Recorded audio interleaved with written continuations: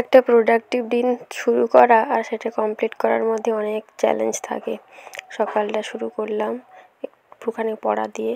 সামনেই যেহেতু upper primary TET হবে, তাই জন্য দেখছিলাম একটা বই আমার কাছে ছিল।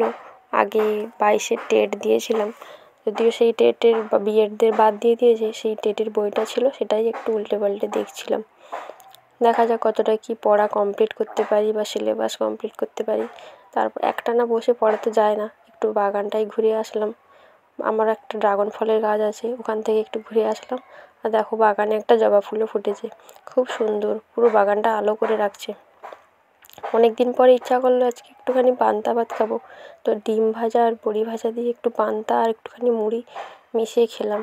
বেশ ভালোই লাগলো, অনেক দিন পরে খেলাম তো, যে কোনো জিনিস অনেক দিন পরে খেলে বেশ ভালোই লাগে।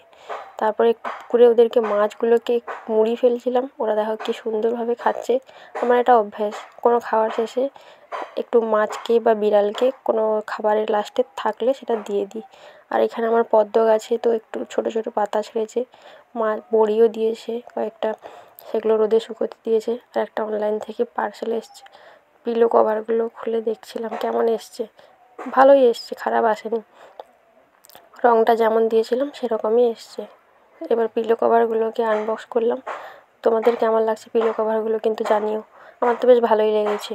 তারপরে আজকের হয়েছিল একটুখানি চিকেন, ওটা একটুখানি বাটিতে নিয়ে খেলাম, ভালোই লাগলো চিকেনটা। কষা চিকেন আমারও খেতে ভালো লাগে। আর গাছে আমাদের ড্রাগন গাছে ড্রাগন একটা লাস্ট এটা ছিল, আর সব খাওয়া হয়ে গেছে। এটাই এই সিজনের লাস্ট ড্রাগন ছিল, আবার পরের বছর।